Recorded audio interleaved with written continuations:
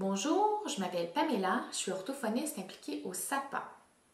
Dans la vignette précédente, on a parlé qu'il était plus souhaitable de poursuivre la conversation avec la personne aphasique si on a compris ce qu'elle voulait nous dire, puis qu'il fallait résister à l'envie de lui demander de répéter certains mots seulement pour qu'elle améliore la prononciation.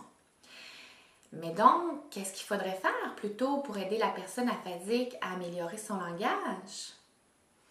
Ce qu'on connaît par rapport au cerveau, c'est que lorsqu'il y a une atteinte, comme dans le cas d'un accident vasculaire cérébral, un AVC, ou peu importe le trauma en fait, c'est que le cerveau est capable de regagner certaines habiletés. Il est capable de régénérer des structures qui vont faire que la personne aphasique va améliorer des habiletés qu'elle avait perdues, comme le langage. On sait que ce processus de régénération-là, on vous a peut-être déjà parlé de la plasticité du cerveau. Ça va mieux se réaliser, par exemple, si on est plus jeune. Bon, ben ça, on n'a pas de contrôle, c'est pas le plus aidant. Une chose qui est aidante à savoir, c'est que c'est plus efficace si ce qu'on fait, c'est le plus près possible de ce qu'on veut regagner. Le but, dans le fond, c'est d'améliorer son langage pour être capable de parler avec d'autres personnes. Ben, c'est ça qu'il faut faire. Parler avec d'autres personnes. On sait aussi que les habiletés vont être mieux récupérées si ce qu'on fait, ça a une importance pour nous, si c'est significatif.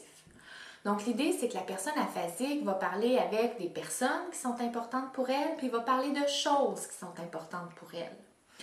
C'est ces moments-là de communication qui sont significatifs, qui vont le plus aider la personne aphasique à récupérer ses habiletés de langage et de communication.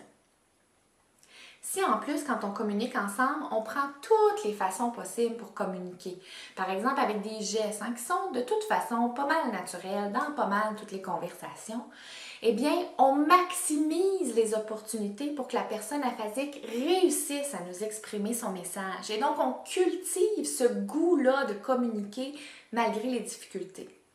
Si la personne aphasique a plusieurs opportunités pour réussir à nous exprimer son message, elle va être portée à communiquer plus longtemps et plus souvent dans le quotidien.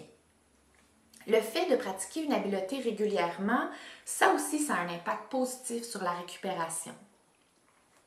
C'est comme ça que la personne aphasique va d'une part maintenir les habiletés qu'elle a déjà. En anglais, on dit « use it or lose it ».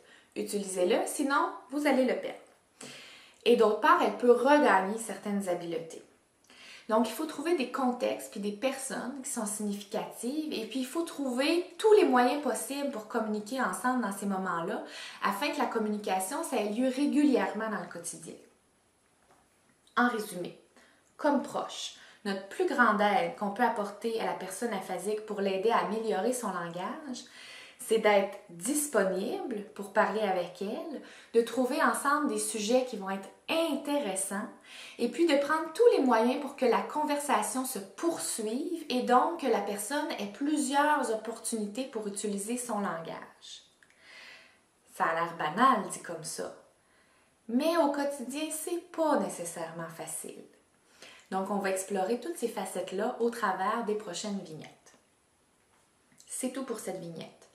Si vous avez des questions concernant la façon de communiquer avec votre proche aphasique, vous pouvez les envoyer à l'adresse qui va apparaître à l'écran, sapa@aphasie.ca.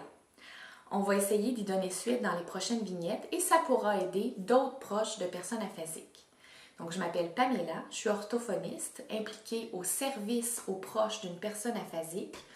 C'est un projet financé par l'organisme Appui Montréal et mené par l'Association québécoise des personnes aphasiques en collaboration avec Claire Croteau, chercheure en aphasie à l'Université de Montréal et au Centre de recherche interdisciplinaire de réadaptation du Montréal métropolitain.